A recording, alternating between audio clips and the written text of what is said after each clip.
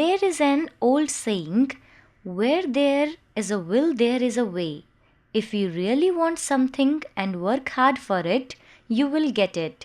Read this story to see how a woman gets what she wants by being kind and helpful. Section 1.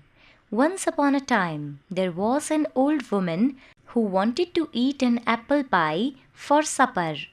She had plenty of flour and butter, and plenty of sugar and spice. But she did not have any apples. She had a tree full of plums, and roundest and reddest that you can imagine, but no one can make an apple pie with plum. The more the old woman thought of the pie, the more she wanted to have it. So she dressed in her finest clothes and went out to seek some apples. On her arm she had a basket of plums from her plum tree. She thought, there may be someone who has apples but needs plums. Soon the old woman came to a poultry farm filled with fine hens and geese. A young woman stood in their midst feeding them yellow corn. She nodded to the old woman, and the old woman nodded back, and soon the two were talking. The young woman told the old woman about her hens, and the old woman told the young woman about the apple pie and the basket of plums for which she hoped to get apples. Dear me, said the young woman when she heard this. My husband loves plum jam. I can offer you a bag of feathers for your plums. The old woman emptied the plums into the young woman's apron and putting the bag of feathers into her basket, tugged as before. She said to herself, I haven't got my apples, but at last feathers are lighter to carry than plums. Up the hill and down she went until she came to a farmhouse. The most delicious smells came wafting out the kitchen window. The old woman stopped at the gate to smell the fresh bread and cakes. As she stood there, she heard a man and woman quarreling. Cotton, said the woman. Straw, said the man. Then they saw the old woman at the gate. Here is the person who will settle the matter, said the woman. She called out to the old woman, Good mother, answer my question. If you were making a cushion for your grandfather's chair, would you not stuff it with cotton? No, said the old woman. I told you so, cried the man. Straw is the thing. However, the old woman shook her head. I would not stuff the cushion with straw either, she said.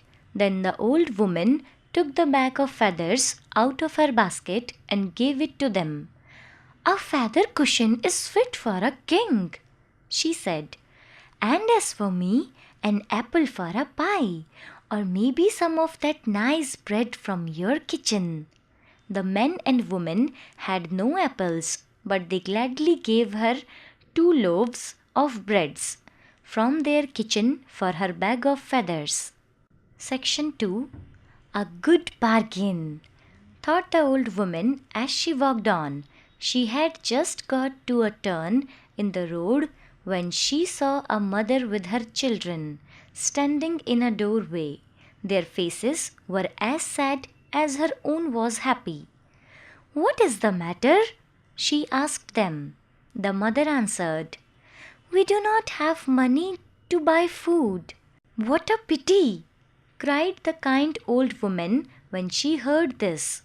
Never shall it be said of me that I eat apple pie for supper, while my neighbors haven't got even bread to eat. She put the loaves into the mother's hand and hurried on without waiting for thanks. Soon the mother and children overtook her, laughing happily and merrily. We have little to give you, said the mother. Thank you for the bread. Please take this little dog with you? It will keep you happy."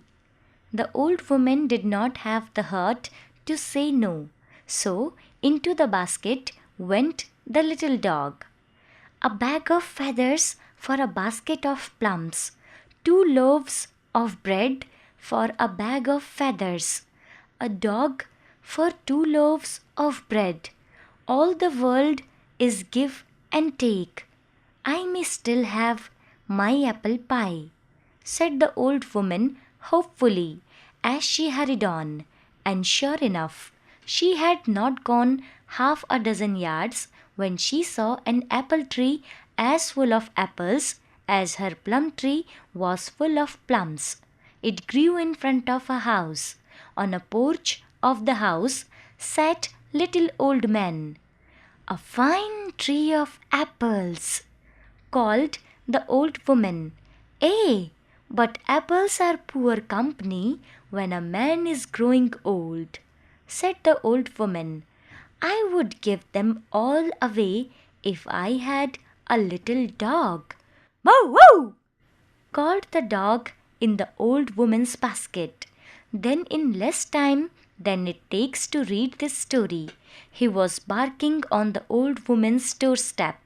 The old woman was on her way home with a basket of apples on her arm.